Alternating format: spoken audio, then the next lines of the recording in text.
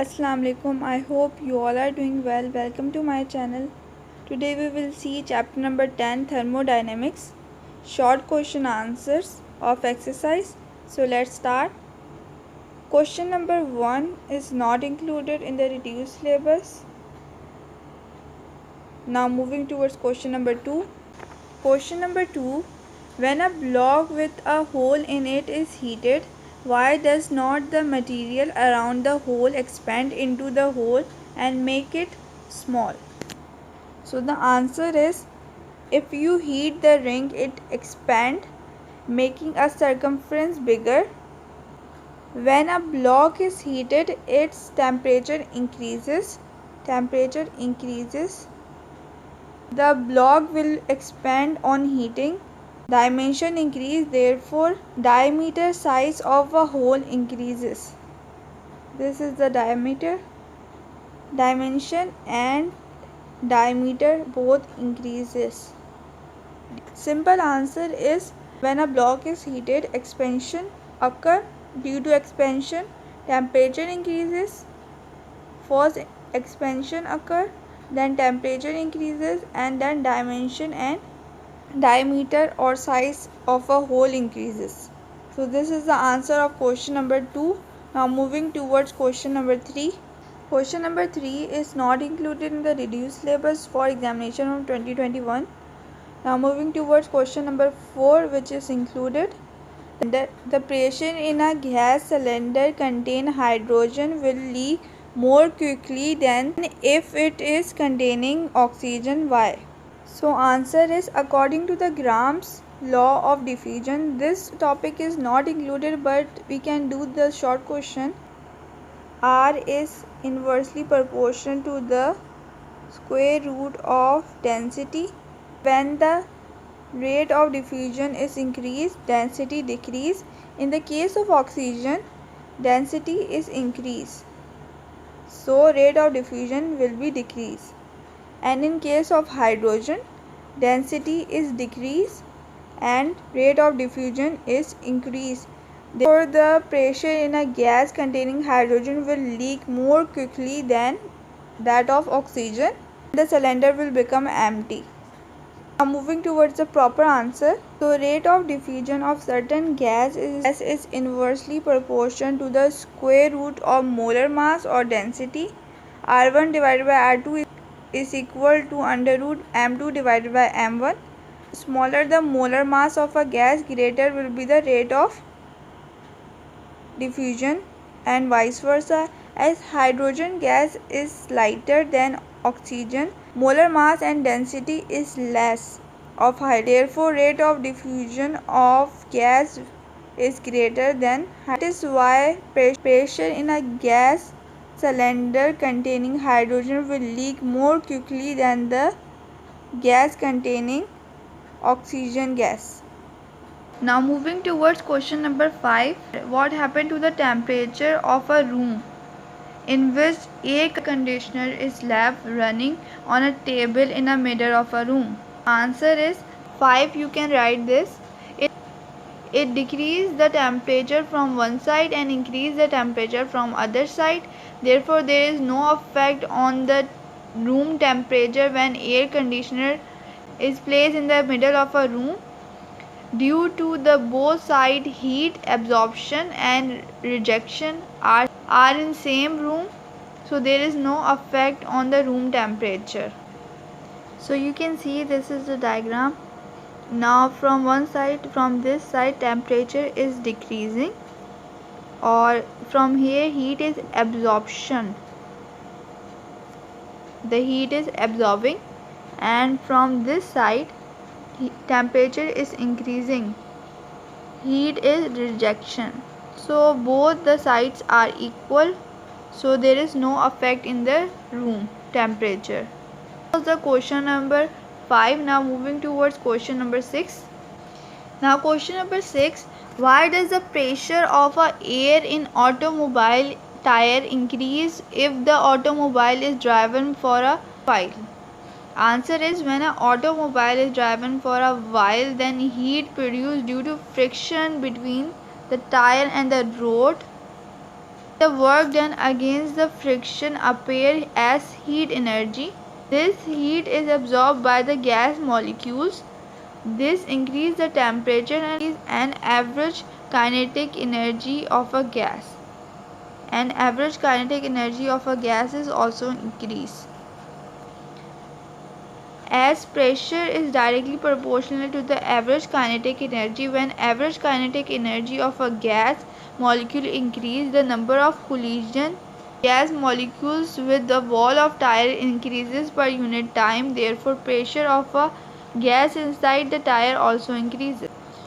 We know that T is directly proportional to average kinetic energy, and T is directly proportional to the pressure as well. So pressure is directly proportional to average kinetic energy. Firstly, the collision increase. Due to collision, heat energy also increase, which increases the temperature, and due to temperature increase, average kinetic energy increase, and due to average kinetic energy increases, pressure of a gas in a tire also increase. So these 5 things are increased in this question. Question number 7. On removing the valve, the air escaping from a cycle tube cool. Why? Answer is the air inside that cycle tube is high pressure and high temperature. The valve is removed, the air rushes out from the tube. The air outside atmospheric pressure is less than the outside pressure. Outside pressure is less than the pressure inside. Therefore, adiabatic expansion or process. Therefore, adiabatic expansion or adiabatic process produce which causes cooling. As a result, temperature of air fall down and hence become cool. Question number 8. Write the limitation of first law of thermodynamics. So answer of question number 8 is limitation of first law of thermodynamics have the conservation of energy, but it does not tell about the direction of heat flow. First point. Then second, it does not tell about the direction of spontaneous reaction. It has no idea about the entropy of a system. So this is the answer of question number 8. Now moving towards question number 9. Question number 9. Is it possible, according to the second law of thermodynamics, to construct a heat engine that is free from thermal pollution? So answer is no. It is not possible to construct a heat engine that will not repel heat into the atmosphere.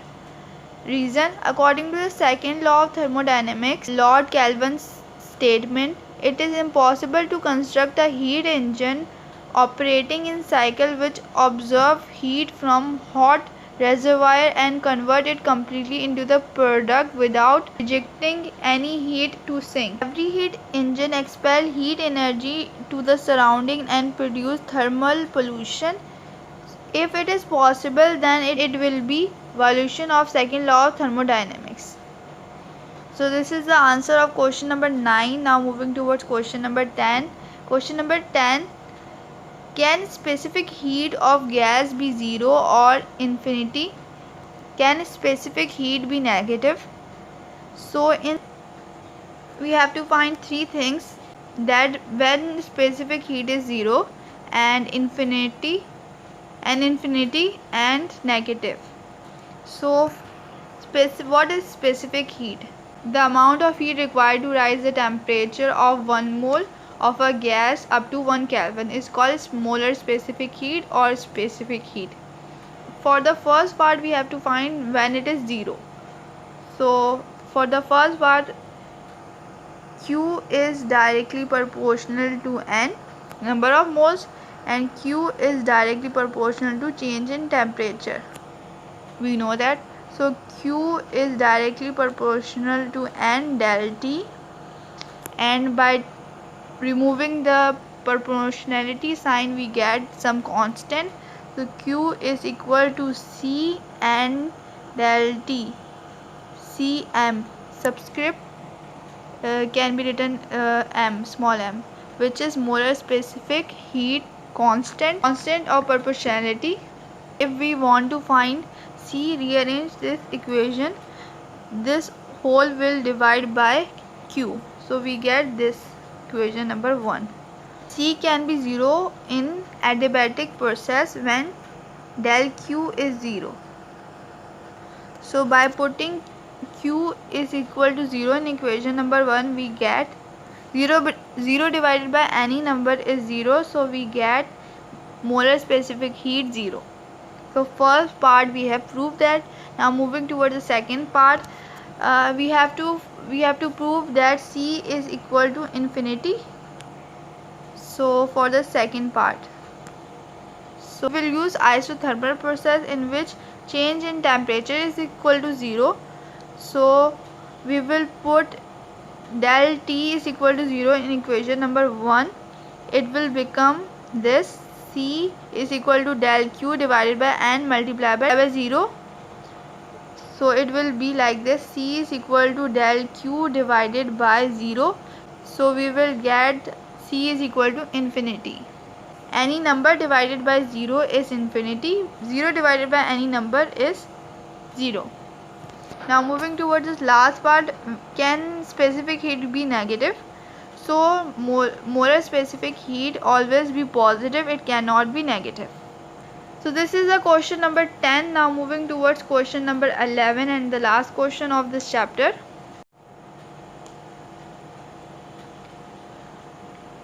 Question number 11. An inventor claimed to have developed a heat engine working between 27 degrees Celsius and 227 degrees Celsius having efficiency of 45%.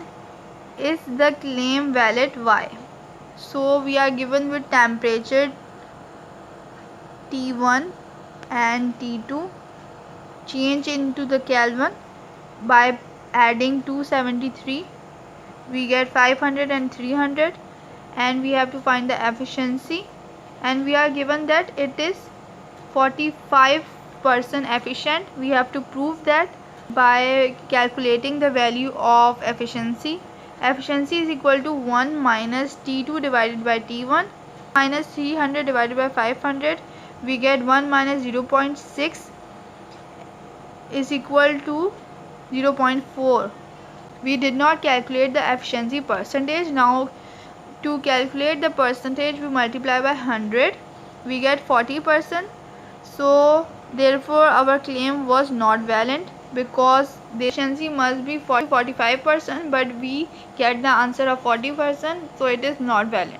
So this was the exercise conceptual question of chapter number 10, thermodynamics. I hope you all like it. Thanks for watching. Allah Hafiz.